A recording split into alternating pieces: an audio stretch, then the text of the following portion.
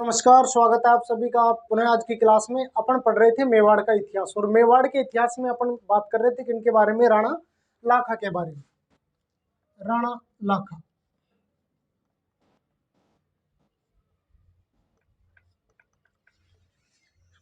मेवाड़ के राणा लाखा, इनके शासनकाल के बारे में बात की थी अपन ने। 1382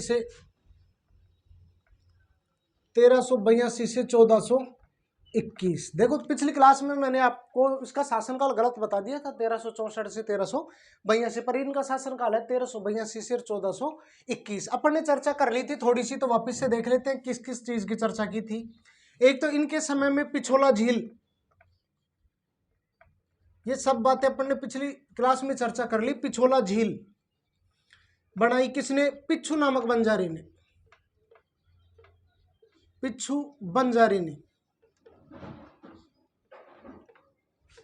उसके अलावा बात करें तो इन्हीं के शासनकाल में मेवाड़ में जावर उदयपुर में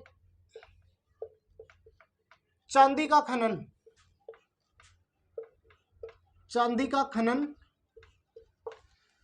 स्टार्ट हुआ, मतलब चांदी निकलने लगी। इनका विवाह भी हुआ था किससे? मारवाड़ की राजकुमारी। इनका विवाह मारवाड़ की राजकुमारी हंसाबाई से, मारवाड़ की राजकुमारी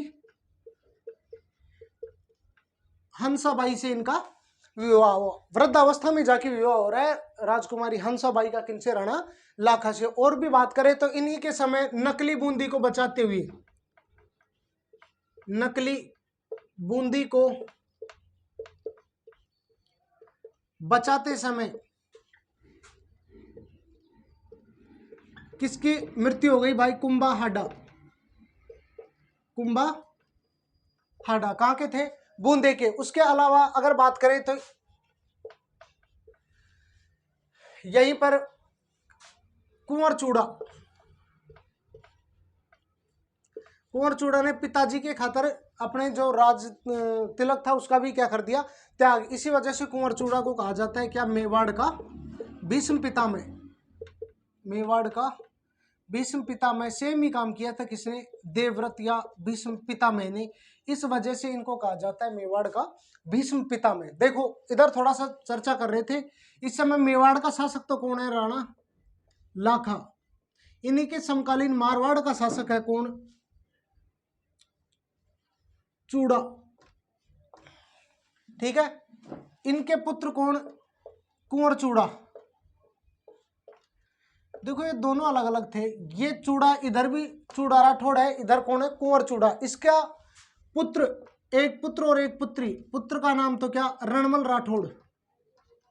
और पुत्री का नाम क्या? हंसाबाई। इस हंसाबाई का रिश्ता आया तो था किसके लिए? कुंवर चूड़ा के लिए। लेकिन शादी किससे हुई? राणा लाखा से। राणा लाखा से। बाद में मना कर दिया था, रिश्ता तो इसी के लिए आया था, लेकिन पिताजी के खातर कुंवर चूड़ा ने मना कर दिया था कि मैं शादी नहीं करूंगा। शादी किसके साथ होती है? राणा लाखा के साथ, वृद्धावस्था में। और राज तिलक का त्याग कर देता है कुंवर चूड़ा। इसी वजह से कहा जाता है कुंवर चूड़ा को मेवाड़ का भीष्म पितामह। और ये आजीवन ही शपथ ले लेता है कि मैं शादी नहीं करूंगा और मेवाड़ की हमेशा रक्षा करने का ही प्रण देता है। शर्तों के साथ हुई थी कि भाई राणा लाखा और हंसाबाई से जो पुत्र उत्पन्न होगा वो ही कहां का शासक बनेगा? मेवाड़ का। तो इतनी चर्चा तो अपन ने कर ली थी। अब देखते हैं विशेषाधिकार मिलेंगे यहाँ से चुंडा को। वो विशेषाधिकार ना केवल यहाँ तक, बाकी महाराणा प्रताप, ये अमर सिंह तक पढ़ेंगे, वहां एक विशेष योगदान रहेगा किनका? चुंडावतों का। तो ये बातें थी, इतनी बातें अपन ने चर्चा कर ली। अब करते हैं अपन किसके? चुंडा के विशेषाधिकार। तो चुंडा ने राज तिलक तो त्याग दिया, लेकिन अब उनको क्या मिल रहे हैं? विशेषाधिकार। देखो चुंडा के विशेषाधिकार।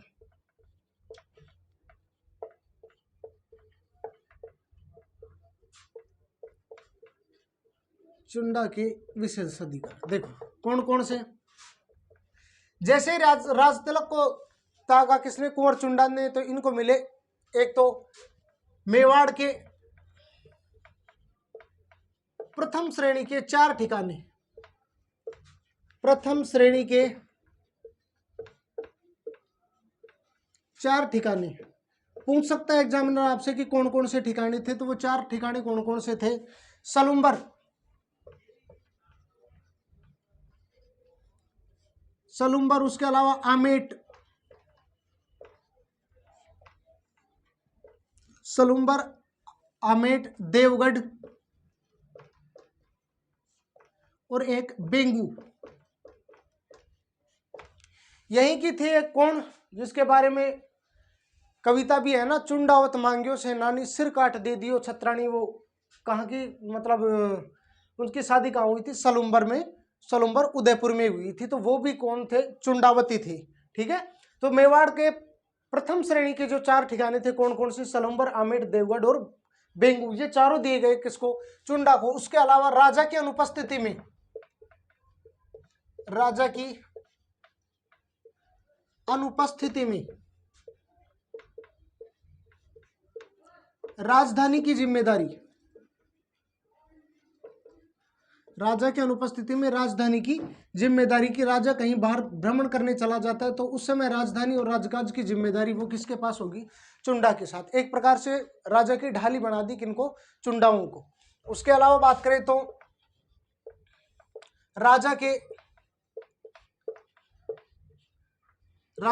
राज्याभिषेक,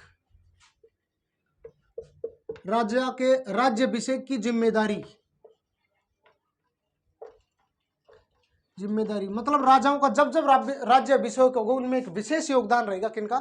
चुंडावतों का। तभी अपन जाके देखते हैं कि जब महाराणा प्रताप से पहले उनका भाई जगमाल शासक बन जाता है, उसके बाद जब गोगुंदा में महाराणा प्रताप का दोबारा राज तिलक होता है तो कृष्णदास चुंडावत, जिसके विशेष योगदान रहा था महाराणा प्रताप को शासक या राजा बनाने में, तो चुंडावतों को एक विशेषाधिकार बन गया था कि इनकी सलाह मशवरा से ही राज्याभिषेक किसी राजा को, या राजा को कोई भी है व्यक्ति, आम आदमी या फिर जो भी बोले उसको राजा चुनेगा, तो उसमें विशेष सहमति रहेगी किनकी? चुंडावतों की। उसके अलावा बोले तो अगर राजपत्र पर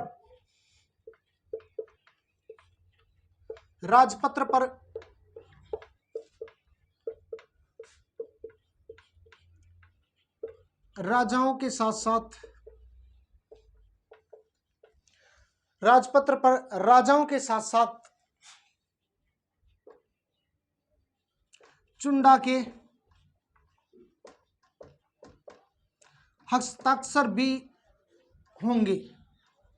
मतलब अगर कोई भी राजपत्र है उस पर केवल और केवल अगर राजा के हस्ताक्षर है तो वो काम नहीं चलेगा, उस पर साथ साथ हस्ताक्षर होना चाहिए किनके? चुंडा के भी हस्ताक्षर होना चाहिए। ये प्रथा भी अंत तक चलेगी। उसके इसी के साथ साथ बात करें तो सेना में हरावल दस्ता, हरावल दस्ते की जिम्मेदारी,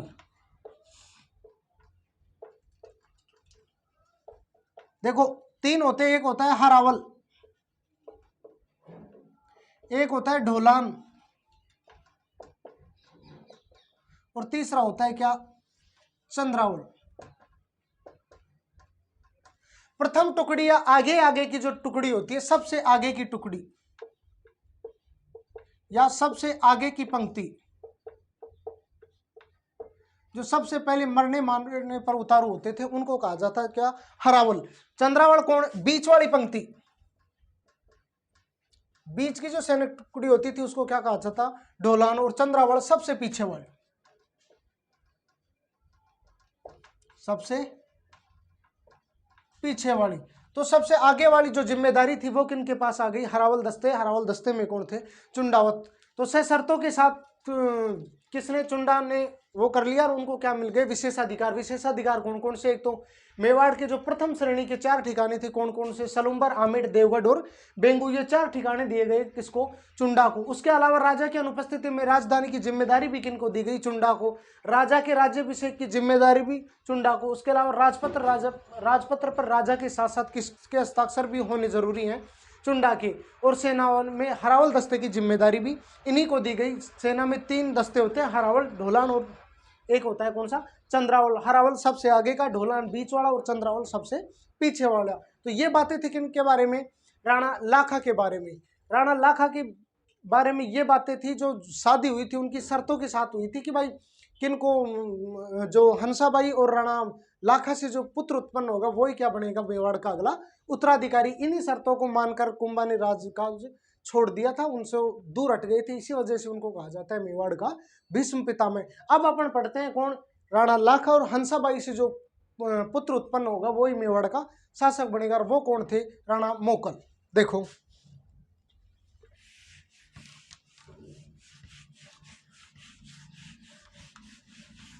राणा मोकल किसका पुत्र भाई, राणा लाखा और हंसाबाई, शर्तों के साथ हुई शादी के तहत राणा मोकल।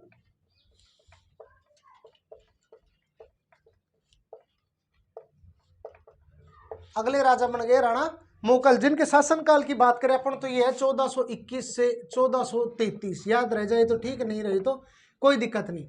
अगर पिता की बात करें तो पिता कौन, राणा लाखा।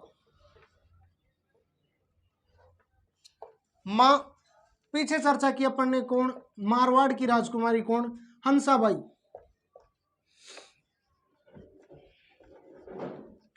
इनकी मां हंसाबाई। और इनके अगर संरक्षक की बात करें तो संरक्षक की सारी जिम्मेदारी दे दी गई किसको, कुंवर चुंडा को या कुंवर चूड़ा को। लेकिन ये हंसाबाई विश्वास नहीं करती थी किस पर, कुंवर चूड़ा पर। उनका मानना था कि भाई ये मोकल को मरवा सकता है कौन, राव चूड़ा, और खुद भी क्या कर सकता है, शासक। इसी वजह से इन हंसाबाई था, इनका उनके ऊपर विश्वास नहीं हुआ था। तो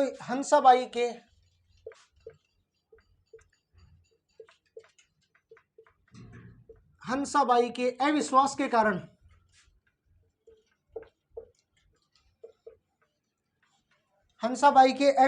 कारण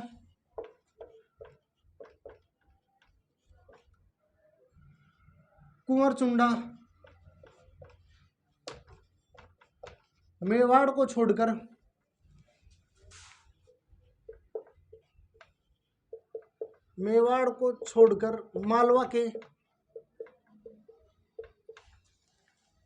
मालवा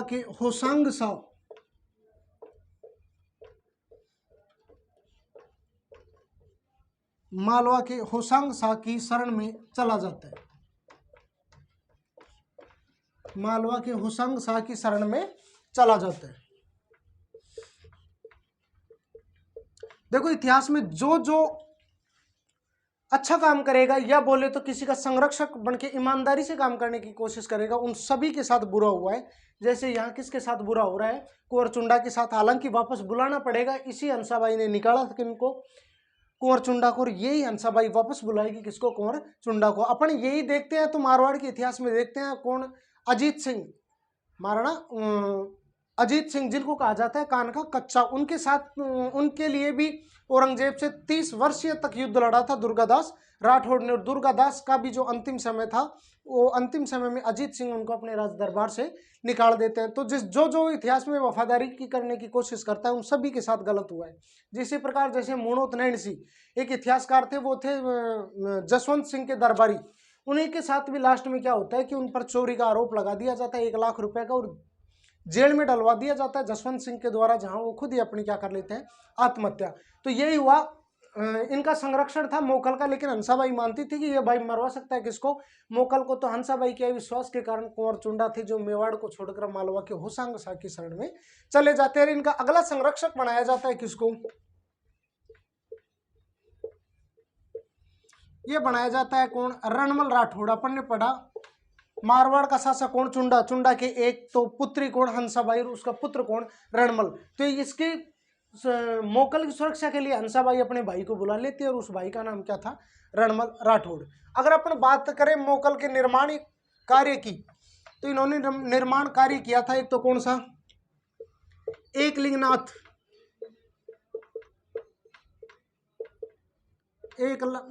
मंदिर के परकोटे का निर्माण, करवाया, परकोटे का निर्माण करवाया। तो एकलिंगनाथ का मंदिर किसने बनवाया था, पीछे अपन ने चर्चा की। एकलिंगनाथ के मंदिर था जो किसने बनवाया था, बप्पा रावल ने उस मंदिर का निर्माण करवाया था। अगर अपन बात करें तो इन्होंने समिदेश्वर मंदिर का निर्माण करवाया।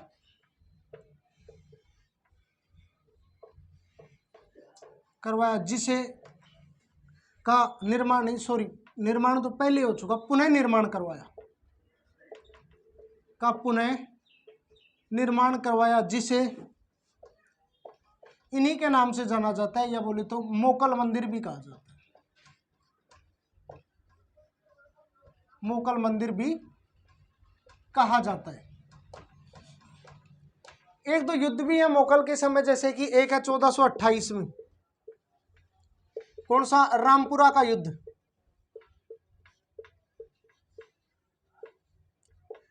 और एक है 1433 में आक्रमण होगा किन पर, राणा मोकल पर।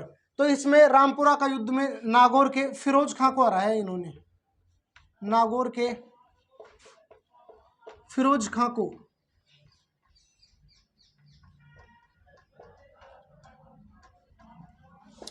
तो 1428 में रामपुरा का युद्ध, इसमें नागौर के फिरोज खां को हराया किसने, मोकल ने। तो 1433 में गुजरात के 1433 में आक्रमण को हो रहा है किन पर, मोकल पर। 1433 में गुजरात के अहमद शाह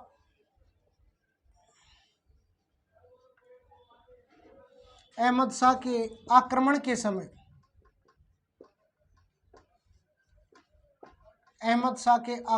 समय, तीन आदमी, नाम याद रखने, पीछे पढ़ने चर्चा की, क्षेत्र सिंह या छेम सिंह के दो दासी पुत्र थे, कौन कौन, चाचा और मेरा। उसमें अपन ने 2 ही लाइनें लिखाई थी कि उनके समय, क्षेत्र सिंह या छेम सिंह के समय की, भाई इनके समय ही मेवाड़ मालवा संघर्ष की शुरुआत हुई। उसके अलावा उनके 2 दासी पुत्र थे, कौन कौन, चाचा व मेरा। तो 1433 में गुजरात के अहमद शाह के आक्रमण के समय चाचा मेरा व महपा पंवार,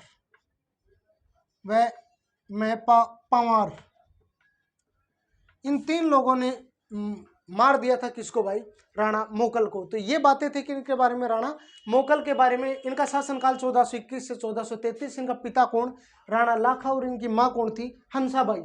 इनका संरक्षण पहले किसको बनाया गया, कुंवर चूड़ा को, लेकिन हंसाबाई के अविश्वास के कारण कुंवर चूड़ा मेवाड़ को छोड़कर मालवा के कहाँ चले जाते हैं, होसांग शाह की शरण में चले जाते हैं। उसके बाद उसका दूसरा संरक्षक बनाया जाता है किनको, रणमल को, जो भाई था किसका, हंसाबाई का, और मामा है किसका, राणा मोकल का। निर्माण कार्य की बात करें तो इन्होंने एकलिंगनाथ मंदिर के परकोटे का निर्माण करवाया था। एकलिंगनाथ के मंदिर का निर्माण किसने करवाया था, तो अपन ने पीछे चर्चा की थी, किसने, बप्पा रावल ने। और इन्होंने समिदेश्वर मंदिर का पुनर्निर्माण करवाया, जिसे मोकल मंदिर के नाम से भी जाना जाता है। इसी के समय 2 युद्ध, एक तो 1428 में रामपुरा का युद्ध, जिसमें इन्होंने फिरोज खां को हराया, और 1433 में गुजरात के अहमद शाह के आक्रमण के समय चाचा मेरा और महपा पंवार ने हत्या कर दी किसकी, राणा मोकल की। ये भागकर चले जाते हैं, कहाँ, मालवा चले जाते हैं। आगे देखो, इसी की हत्या का बदला कौन लेगा, इसका पुत्र कौन, कुंभा। तो अब चर्चा करते हैं अपन किसके बारे में, कुंभा के बारे में।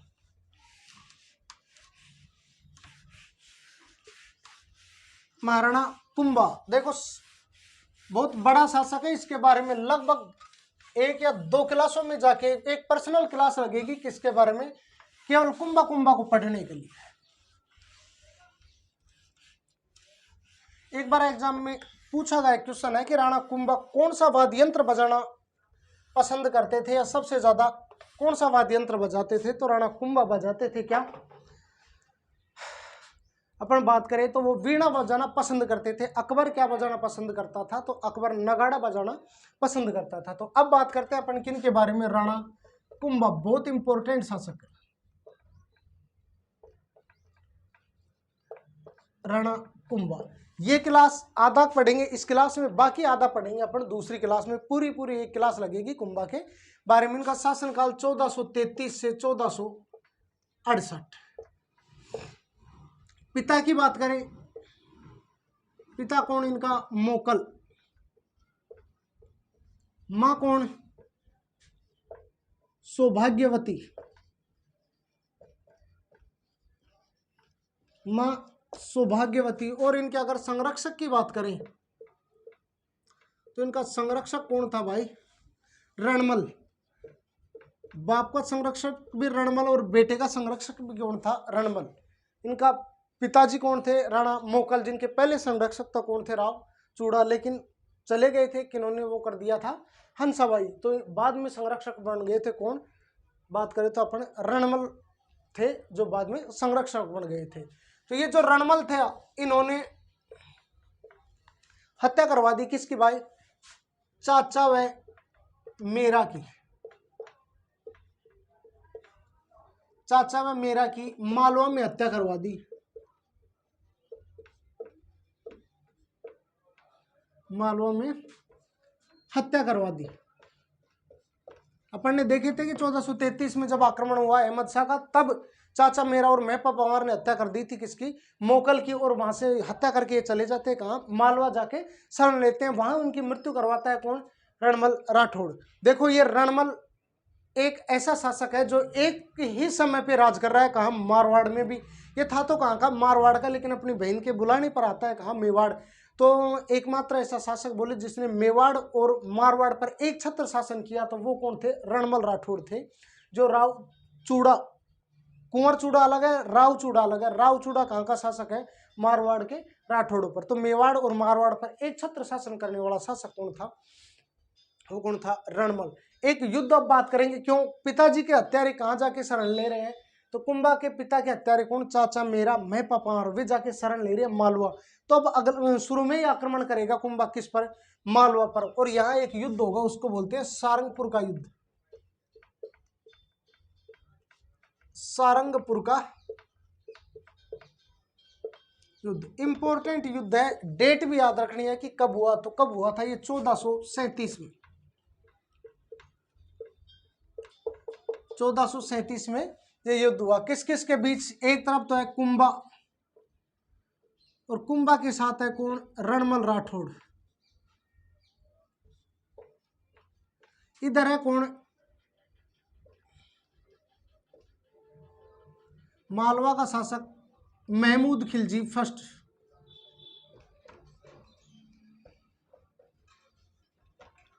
महमूद खिलजी फर्स्ट। जीतेगा कौन इस युद्ध में? महाराणा कुंभा। और हारेगा कौन? मालवा का शासक महमूद खिलजी। और इस खिलजी को गिरफ्तार भी कर लेता है और 6 महीने जेल में रखता है कौन? राणा कुंभा। इस विजय या युद्ध को विजय के उपलक्ष्य में इसने बनवाया था क्या? विजय स्तंभ का निर्माण करवाया। विजय स्तंभ का निर्माण करवाया।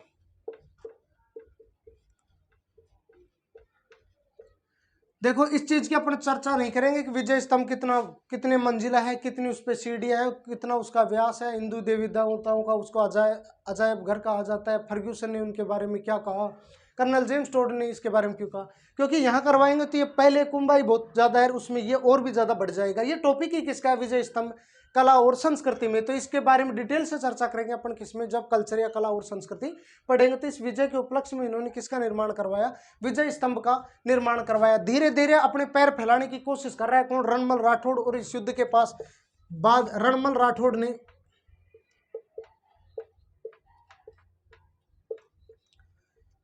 चूड़ा के भाई राघव देव की हत्या करवा दी। अपने सभी दुश्मनों को धीरे धीरे साफ कर रहा है कौन? रणमल। और अपने नियंत्रण में लेना चाह रहा है किसको? मेवाड़ को। ये चीज बाद में समझ में आ गई किसके? हंसाबाई की, जो रणमल की क्या थी? बहन। और इन्होंने वही हंसाबाई जिसने निकाला था किसको? कुंवर चुंडा को। वापस आमंत्रण कर लिया किसको? कुंवर चुंडा को। तो हंसाबाई ने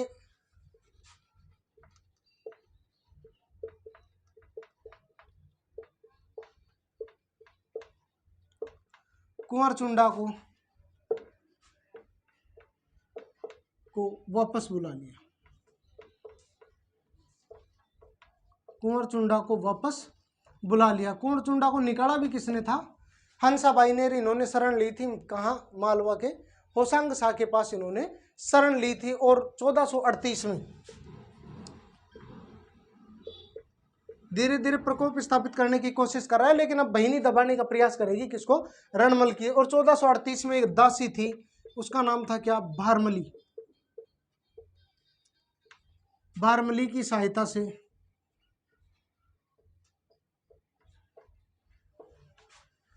रणमल को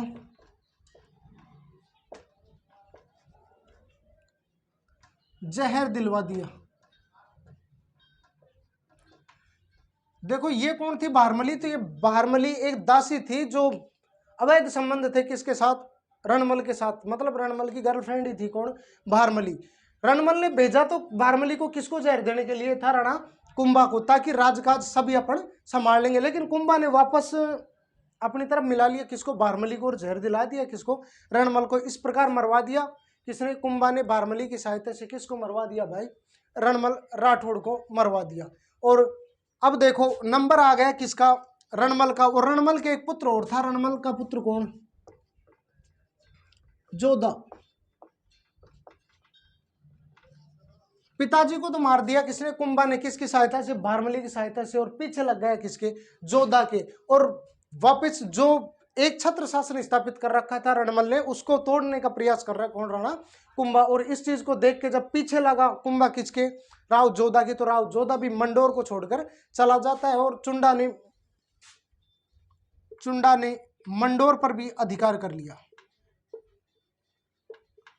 चुंडा ने मंडोर पर अधिकार कर लिया। यहां से भागकर चला जाता है कौन, राव जोधा। और राव जोधा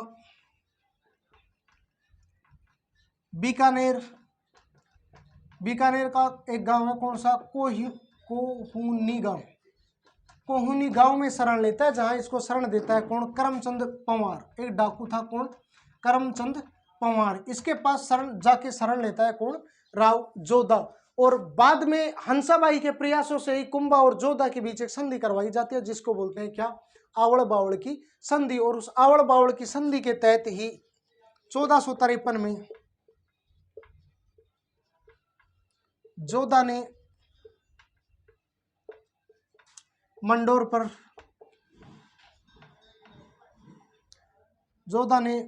पर पुनः अधिकार कर लिया। कुंभा ने पुनः अधिकार कर लिया। इसे ही बोला जाता है, इसे ऊपर लिख लेते हैं या दिख नहीं रहा, इसे राठौड़ों का 15 वर्षीय संघर्ष कहा जाता है। इसे राठौड़ों का 15 वर्षीय संघर्ष कहा जाता है। इसे राठौड़ों का 15 वर्षीय संघर्ष कहा जाता है। 30 वर्षीय संघर्ष भी किसमें आएगा, राठौड़ों में आएगा, जो अजीत सिंह के लिए लड़ेंगे कौन, वीर दुर्गादास राठौड़। तो ये एक युद्ध के बारे में था, किसके, सारंगपुर का युद्ध। तो राणा कुंभा शासनकाल 1433 से 68, पिता मोकल, मां सौभाग्यवती। इनका संरक्षक कौन है, रणमल।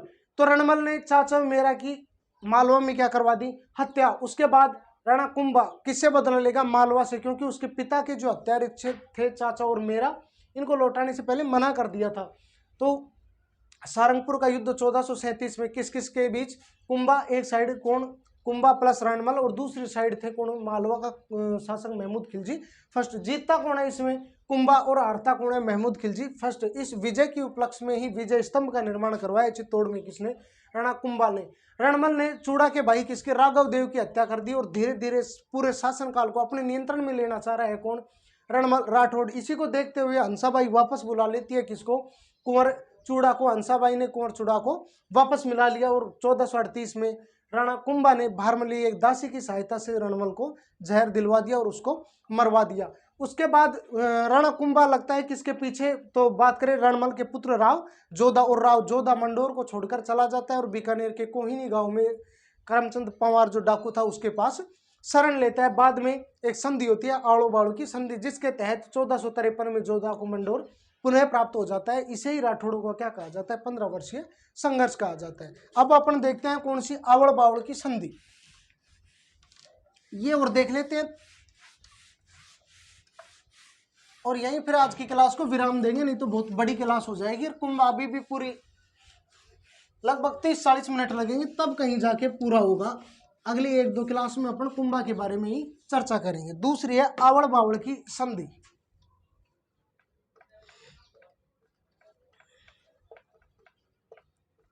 आवड़ बावड़ की संधि। सबसे पहला क्वेश्चन, आवड़ बावड़ की संधि हुई कब थी? 1453 में। 1453 में ही तो वापस प्राप्त हो रहा है क्या? मंडोर किसको? राव जोधा को। छिन कब गया था? 1438 में। अब 38 और 53 में लगा लो कितने का गैप है? 15 सालों का। इसी को कहा जा रहा था क्या? 1438 में रणमल की मृत्यु हो गई थी भारमली दासी की सहायता से, और वहीं से जोधा भी भगकर चला जाता है, क्योंकि जोधा के पीछे भी लग गया था कुंभा। इसी को कहा जाता है राठौड़ों का 15 वर्षीय संघर्ष। तो आवड़ बावड़ की संधि कब? 1453 में। किस किस के बीच? एक साइड कुंभा, यह हुई। ऐसे भी ध्यान रख सकते हैं मारवाड़ और मेवाड़ के बीच। मेवाड़ की ओर से कौन? कुंभा। और मारवाड़ की ओर से कौन? राव जोधा। राव जोधा।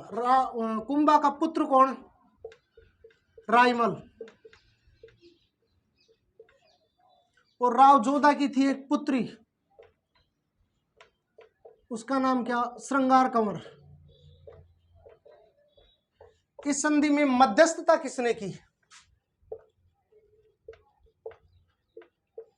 मध्यस्थता की हंसाबाई ने। हंसाबाई ने समझाया कि भाई क्यों परिवार वाले लड़ाई कर रहे हो, अपने ही अपनों को क्या कर रहे हैं? मार रहे हैं। तो यह संधि किस किस के बीच हुई? कुंभा और मारवाड़ की ओर से राव जोधा। कुंभा का पुत्र कौन? रायमल। राव जोधा की पुत्री कौन? श्रृंगार कंवर। तो इस संधि के तहत राव जोधा ने अपनी पुत्री श्रृंगार कंवर का विवाह किससे किया? कुंभा के पुत्र रायमल से। इस संधि में मध्यस्थता किसने की? हंसाबाई ने। और इस संधि के तहत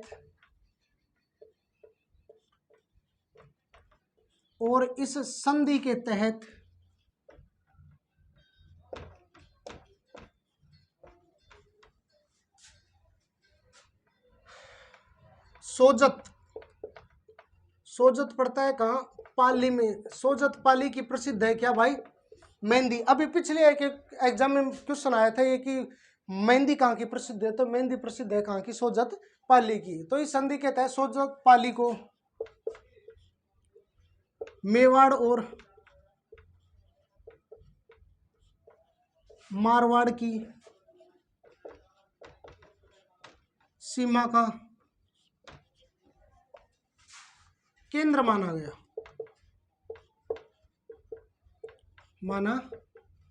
देखो इसका नाम आवल बावल क्यों पड़ा? तो आवल से तो मतलब 2 पेड़ थे आते। आवल से तो आंवला का पेड़, और बावल से बबूल का पेड़। तो यहाँ 2 पेड़ थे, एक आंवले का एक बबूल का, ये दोनों इसी वजह से कहा जाता है इसको आवल बावल की संधि। इसके तहत सोजत पाली से जो ऊपर का एरिया है वो तो किसका रहेगा? मारवाड़ का। उससे नीचे का जो एरिया है वो किसका रहेगा? मेवाड़ का। किस किस के बीच? कुंभा और जोधा के बीच। संधि में मध्यस्थता किसने करवाई थी? हंसाबाई ने। इस संधि के तहत जो प्रमुख केंद्र माना गया वो किसको माना गया? सोजत और सोजत पाली को। सोजत कहाँ पड़ता है? पाली में, जहाँ की प्रसिद्ध है क्या? मेहंदी प्रसिद्ध है सोजत पाली की। तो इतनी देर धैर्य से सुनने के लिए आप सभी का धन्यवाद। कुंभा कंटिन्यू जारी रहेगा अपनी अगली क्लास में भी। धन्यवाद।